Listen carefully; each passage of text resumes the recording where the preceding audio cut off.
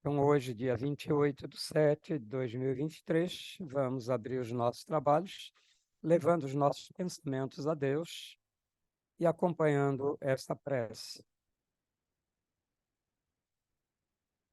O eterno e supremo Criador de todas as coisas existentes no reino universal, cujo poder suplanta a todos os poderes, cuja força é a coluna que sustenta o grande e poderoso templo das leis. Neste momento, nos reunimos em teu nome, a fim de evocar a tua presença entre nós e também te pedir que nos concedas o direito de nossas mentes serem tocadas e iluminadas pelos raios resplandecentes e supremos de tua eterna e absoluta sabedoria. Imploramos isso, Senhor, porque desconhecemos ainda o poder existente em nós. E porque o desconhecemos, é que nos sentimos sem a autoridade precisa para solucionar os graves problemas que nos afligem e nos deixam impotentes no vasto campo universal.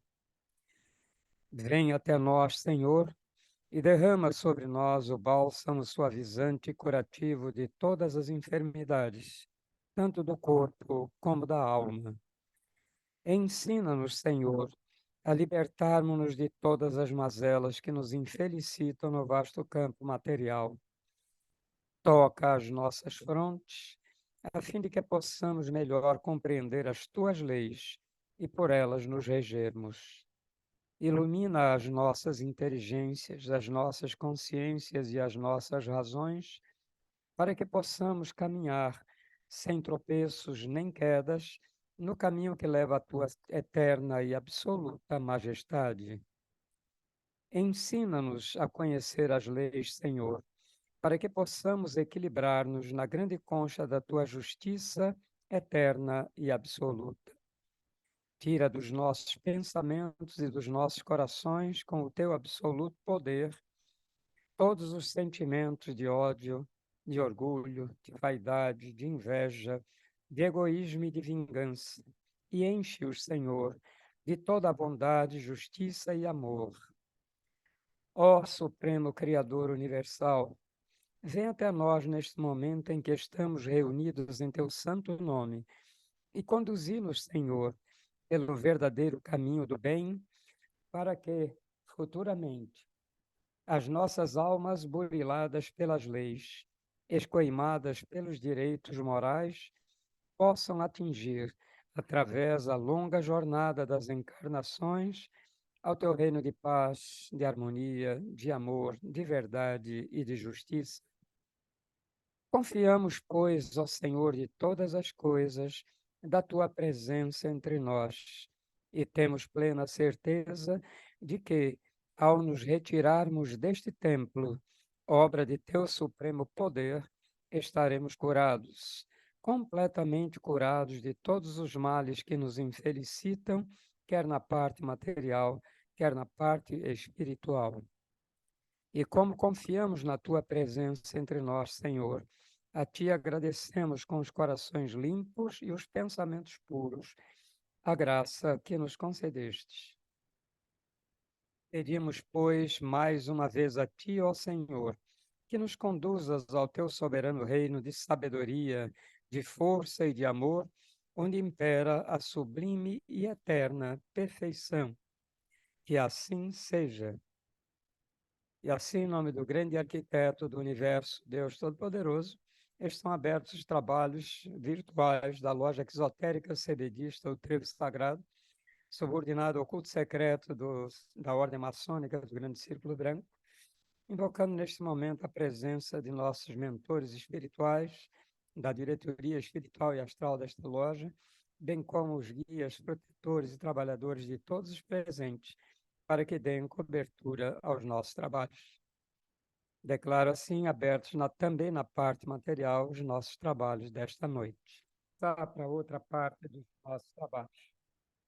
Hoje deveríamos ter tido aqui o trabalho do nosso irmão Jurga, mas ele teve necessidade de viajar e por isso pediu que transferisse a palestra dele para outra data. como isso foi muito em cima da hora, então não deu tempo de nós convocarmos uma outra pessoa. Então, como eu disse, no convite, vamos bater um papo sobre alguns assuntos. Nós temos tido, através de nossa irmã Márcia Cruz, ela trabalha lá no Trevo Sagrado e tem recebido várias psicografias de pessoas que aproveitam o momento em que estamos lá para trazer as suas histórias ou seus pedidos. E então vamos selecionar aqui uma mensagem que foi mais recente, do dia 12 deste mês. É, é um médico daqui da Bahia, desencarnado já há 60 anos, e que ele então conta aqui a sua história em breves palavras, e apenas eu vou omitir, embora ele tenha dado o nome, mas a gente omite por respeito a possíveis familiares que venham a ouvir ou a participar disso. Então ele diz o seguinte: Senhores, a paz esteja com todos.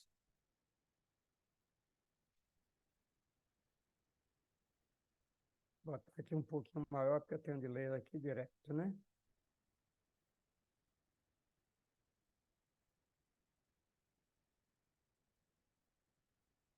Então ele diz assim: Senhores, que a paz esteja com todos. Voltar à manifestação física traz sensações especiais a nós desencarnados, principalmente para pessoas como eu, que desencarnei há mais de 60 anos. Estava receoso com relação a este momento, pois as sensações que advêm dos movimentos passados requerem uma demanda de atenção grande. Pois bem, aqui estou para trazer o meu relato de impulsos reprováveis na minha última encarnação. Chamo-me Jorge. Vivi aqui na cidade de Salvador. Era médico de certa posição social e atendia aos pacientes sem nenhum sentimento de humildade. Era um doutor e por isso entendia-me merecedor de prestígio e privilégios maiores do que os outros. A ilusão do meu padrão social levou-me à irresponsabilidade com os filhos bastardos que tive fora do casamento. Não os provi com alimentos nem estudos. Nos meus momentos derradeiros, tive conhecimentos das dificuldades que passaram e, mesmo assim, não me sensibilizei. Parti para o plano espiritual totalmente ignorante e arrogante. Fiquei longo tempo em regiões chamadas de umbrais e, pela devotada atenção de parentes e amigos de outras eras, fui socorrido após um lampejo de consciência e arrependimento de minha parte. Hoje, procuro olhar por aqueles a quem tive como filhos e como o peso de toneladas de chumbo, o remorso pesa em minha mente. Perdi a vontade de conviver e ter o amor de pessoas mais evoluídas moralmente do que eu. Dificultei o progresso intelectual deles. Não cumpri com o meu compromisso, que me traria os cuidados amorosos de meus filhos.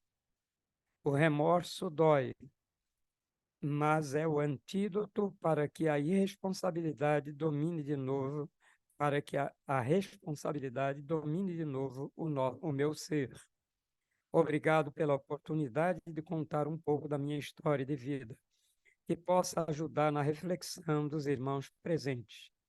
Deus nos abençoe, Jorge, é como ele assina. Então, vamos avaliar alguns pontos aqui da história dele. É que é uma história, infelizmente, muito comum, é muito mais comum do que se pensa. existem vícios que nos levam a cometer desatinos tão grandes como os que ele relata: arrogância, vaidade, orgulho, desprezo pelos semelhantes. Esses sentimentos ou esses vícios que nós cultivamos levam-nos à irresponsabilidade, no caso dele, até com os próprios filhos, embora não do casamento, mas ele tinha a responsabilidade moral e até social de lhes dar o apoio devido. E como ele mesmo diz, simplesmente ele os ignorou, nunca procurou saber como é que estavam, se precisavam de alguma coisa, não. Ele estava acima de tudo. Era um médico bem conceituado aqui na capital e por isso ele se julgava acima de tudo e todos. Muitas vezes a gente encontramos esse comportamento em médicos, que eles se deificam, ou seja, se consideram pequenos deuses. Parece que trazem ainda na memória de vidas passadas o sentimento dos médicos, que era exatamente isso. Eles eram e se consideravam pessoas divinas, que tinham poderes acima de todos os outros seres e que por isso não se importavam com a vida ou com a morte dos seus semelhantes. Simplesmente eles estavam acima disso, achavam que a morte era um padrão normal e faziam tudo que podiam para apenas se engrandecer.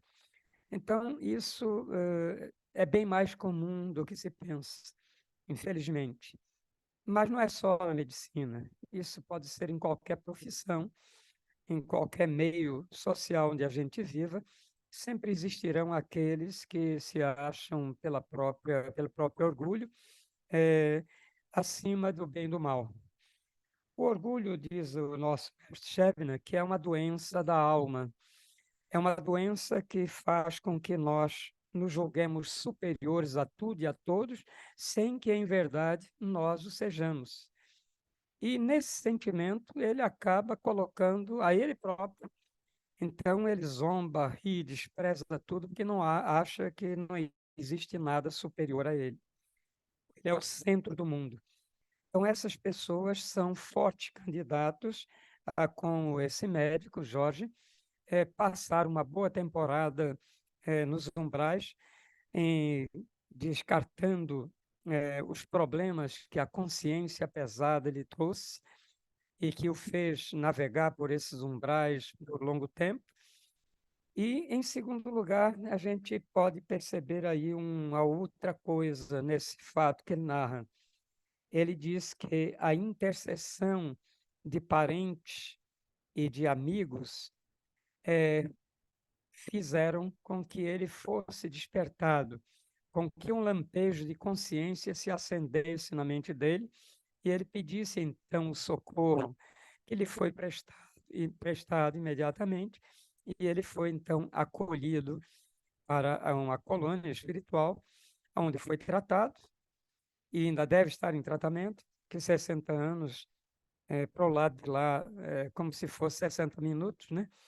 Então, a gente sabe que muitas vezes demandam longos anos de preparação para poder superar todos esses traumas, aprender o necessário e se colocar em ação para poder, então, ajudar aqueles que antes deixou de lado e agora vai ter a responsabilidade de filho por filho localizá-los para poder ajudá-los naquilo que for permitido e possível. Então, vejo que nós estamos aí com duas situações bem claras. A primeira, da situação da pessoa que se deixa dominar pela vaidade, pela arrogância, pelo orgulho, e despreza todas as possibilidades que a própria profissão lhe facultaria, de criar uma sensibilidade maior, uma empatia junto aos pacientes, porque se ele não era empático nem com os próprios filhos bastardos, imagine então com os pacientes, embora ele diga que eram um médico bem conceituado e respeitado, mas interiormente ele não tinha condições. Se as pessoas conhecessem verdadeiramente na parte material todos esses problemas que ele relata aí, ele seria relegado muitas vezes ao desprezo da sociedade. Então, a segunda questão que é interessante abordar é esse problema da intercessão. A gente pensa que a intercessão é só daqui para lá, só dos parentes encarnados para os desencarnados. E nos esquecemos que nós temos toda uma ancestralidade, toda uma quantidade de familiares que foram nossos entes queridos e que continuam sendo pelo coração, e que eles desencarnados, eles procuram sempre ajudar aqueles que foram também queridos dos seus corações e que prevaricaram, caíram nas armadilhas da materialidade e acabaram, então, tendo de sofrer essas angústias dos umbrais. Então, a intercessão, ela se manifesta tanto daqui para lá, tanto dos encarnados para os desencarnados, como de desencarnados para desencarnados. E uma grande maioria acontece disso. Por quê? Porque os desencarnados têm um trânsito maior. O desencarnado que pede uma intercessão por alguém querido, ele já revela que tem uma preparação, que tem um conhecimento e que já está apto a fazer pedidos e que esses pedidos possam receber a anuência das autoridades acima deles. E então sai uma equipe e vai lá resgatar aquele a quem foi pedido. Não sei se todos se lembram quando o filme Nosso Lar passou, ou o filme demonstra bem isso, quando o André Luiz foi lá numa ala em que tinha lá uma espécie de computadores, onde a pessoa podia verificar a sua existência e aqueles que tinham, de alguma maneira, rogado por eles em vida, pedido a Deus por eles. E ele constatou, muito triste, que nem os familiares dele, nenhum familiar, depois da morte dele, fez qualquer prece, dirigiu qualquer solicitação à espiritualidade por ele.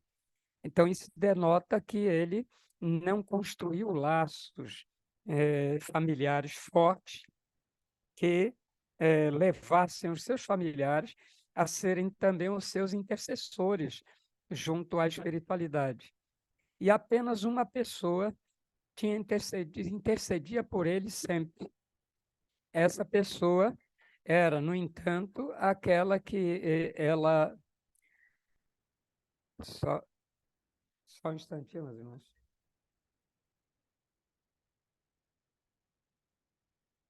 Agora não posso, eu estou em reunião, depois eu ligo.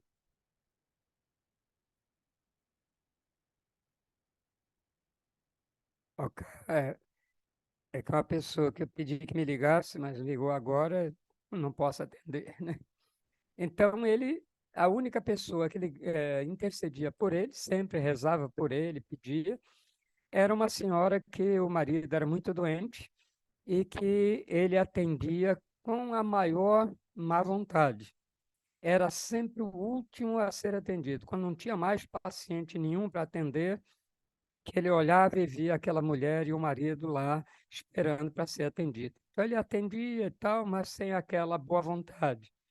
Essa mulher foi a única que intercedeu por ele através de suas preces diárias, que ela agradecia por isso, por ele, mesmo contrariado, dar atenção ao seu esposo doente. Então vejam como às vezes a gente não constrói laços nem entre os nossos familiares. E quando nós estamos desencarnados, é que sentimos a falta que isso faz em nossa alma, né? O quanto seria importante recebermos esses telegramas eh, espirituais dizendo o quanto sentem falta, o quanto foram importantes na vida dos seus familiares.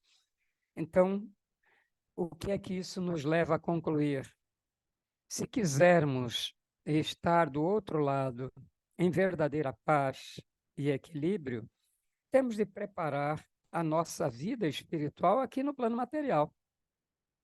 É aqui que nós fazemos com que o nosso procedimento, as nossas condições, a nossa forma de vida como almas desencarnadas possa ser melhor ou pior. Então, precisamos construir laços, laços de fraternidade que nos unam com verdadeiros irmãos, quer seja na família, quer seja com amigos, quer seja com irmãos da coletividade, colegas de trabalho, enfim, colegas de escola. A gente tem de criar esses laços. Até mesmo a ciência médica hoje já nos diz que esses laços de amizade nos proporcionam longevidade na matéria, nos proporcionam a satisfação de saber que contaremos sempre com um alô de um amigo, de alguém que nos visita, e isso reforça e traz sempre a certeza de que nunca estaremos sós. Então, nós precisamos construir aqui, encarnados, maneiras de poder, quando estivermos do lado de lá e quando a nossa consciência ainda não estiver despertada, nós sabemos que poderemos contar com amigos leais, com familiares amorosos que estarão dirigindo as suas preces, os seus pedidos por assistência para nós. Então, vejam bem, tudo que nós quisermos, de que maneira nós queremos ser recebidos do lado de lá, depende exatamente de como estamos trabalhando aqui, de que maneira nós estamos nos relacionando aqui na vida material. Então, esse relato desse médico, embora seja bastante comum relatos dessa natureza, é só olhar na própria literatura espírita, nas cartas que Chico Xavier recebia e tudo mais, a gente vê mais ou menos sempre esse mesmo padrão, em que as pessoas se arrependem profundamente e, como ele diz, o remorso é cruel que faz com que todos aqueles procedimentos voltem à nossa mente e nos façam vivê-los de novo, até que a gente consiga transformar isso, o remorso, em ação de dirigirmos-nos ao Criador, de dirigirmos preces para o nosso Pai, pedirmos pelos nossos irmãos a quem maltratamos, a quem perseguimos, a quem deixamos de dar o devido valor. Então, que nós, como desencarnados, procuremos fazer esse trabalho. Em vez de ficar remoendo remorsos, vamos fazer ação. Em vez de ficar pensando, puxa, eu fiz tanta coisa errada, não, isso aí não vai resolver nada. Só vai manter a nossa mente ocupada com esse remorso e esse arrependimento. Então, isso é uma mortificação para a alma, porque ele estará sempre repetindo os mesmos estágios, os mesmos valores. Não, nós precisamos sair disso. Nós aprendemos aqui mesmo no Trevo, através dos nossos cursos, aqui das nossas palestras, a força do pensamento, a necessidade de dar ao pensamento a polarização positiva, não ficar no negativo. Então, a gente vai fazer o inverso do que fez em vida. Então, se em vida nós desprezamos o nosso semelhante, vamos fazer agora tudo que nós pudermos, em termos de prece, em termos de estar junto, em termos de tentar pedir ajuda para eles, para que isso faça com que nós nos sintamos melhores, porque o arrependimento sozinho vai nos carregar apenas disso, de arrependimento, mas não constrói.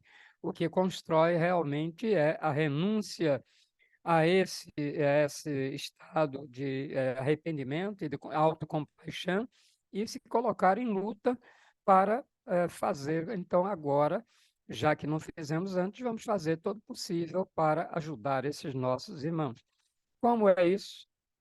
Como é que nós fazemos daqui para lá? Não fazemos uma prece, não envolvemos aquela pessoa que nós queremos bem em vibrações de amor, pedindo a Deus, pedindo a todos os mestres que lhes deem apoio, que os ajudem, que os encaminhem.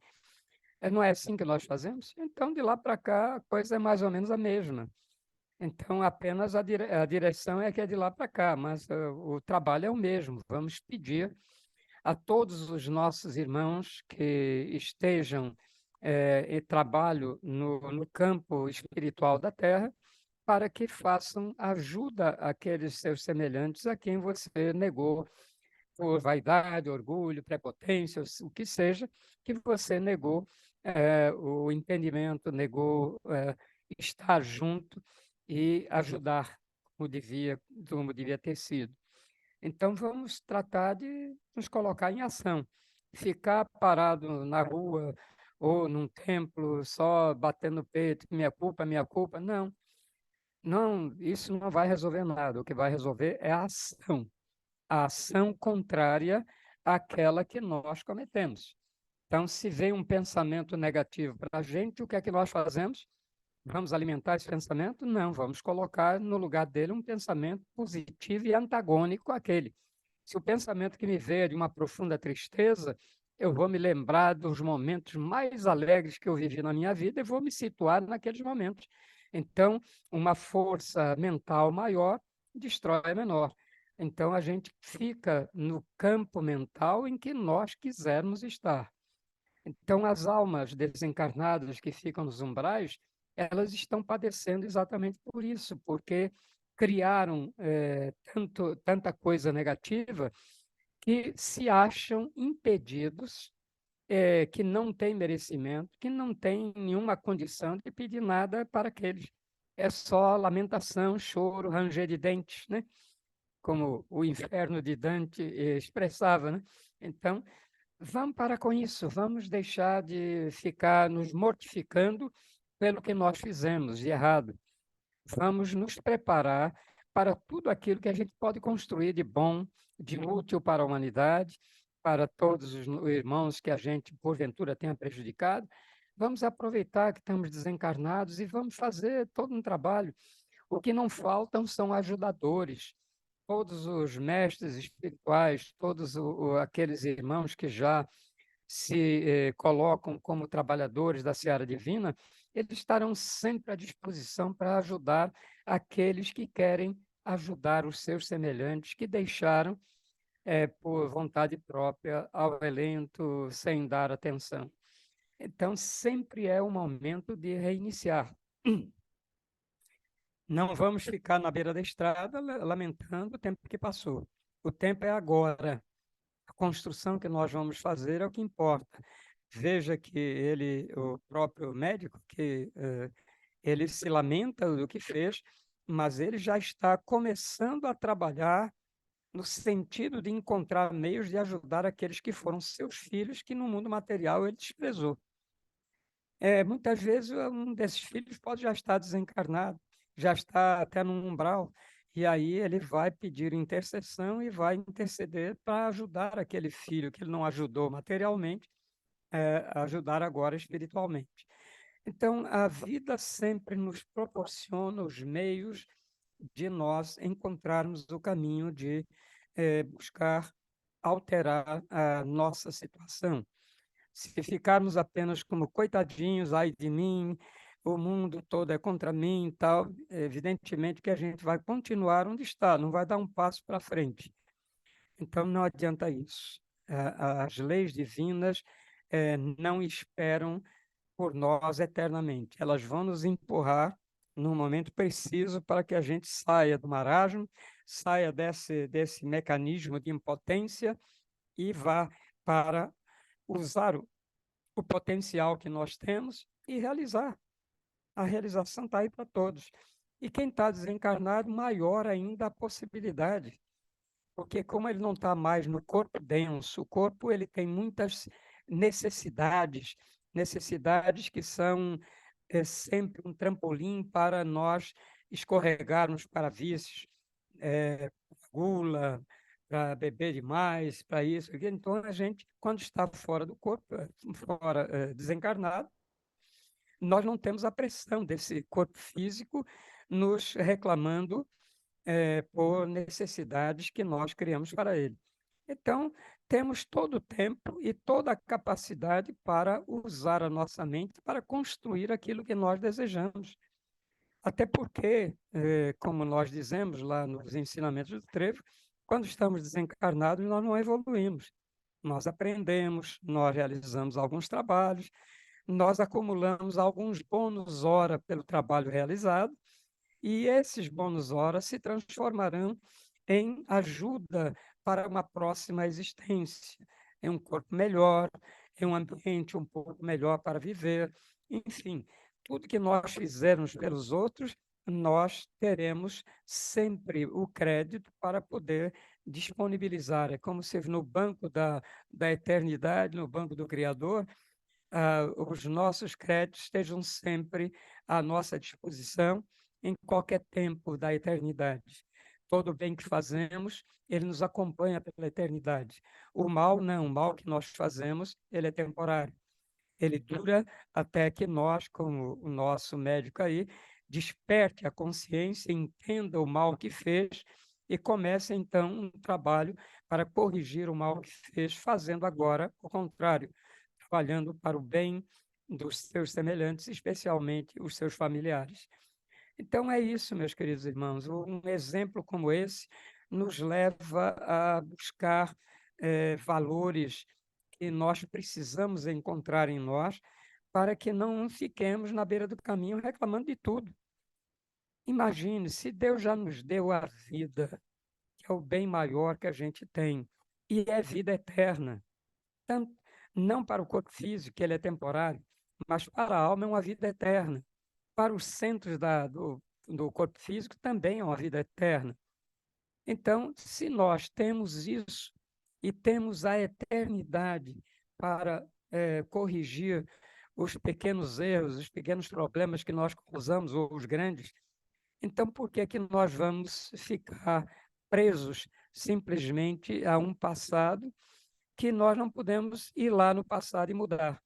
Então, vamos aprender, como dizem os mestres, eu não posso ir lá no passado e reescrevê-lo, mas eu posso, a partir de agora, começar a escrever o meu futuro.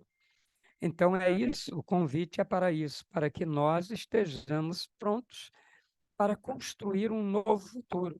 A cada dia, nós vamos construir um novo tempo para nós e para a humanidade. Então, não fiquem sentados à beira do caminho, não fiquem sentados lá pelos umbrais, lamentando. Nos umbrais é mais difícil de sair, porque precisa da intercessão sempre de alguém para nos resgatar, porque estamos imantados àqueles ambientes pela nossa consciência pesada.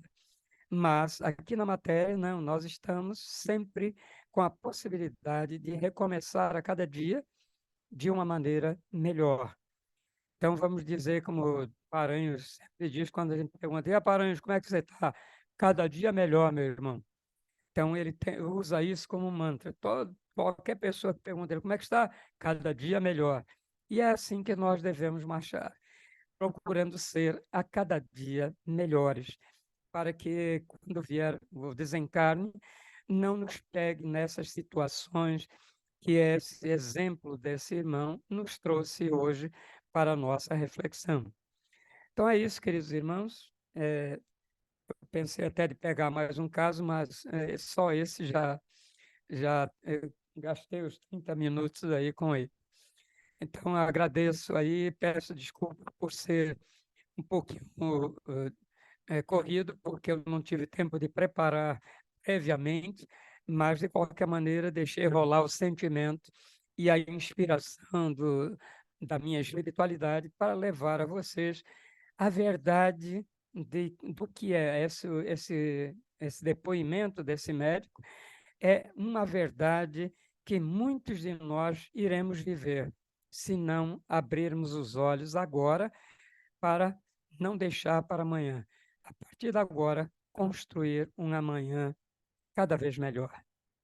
Muita paz e muita luz para todos nós.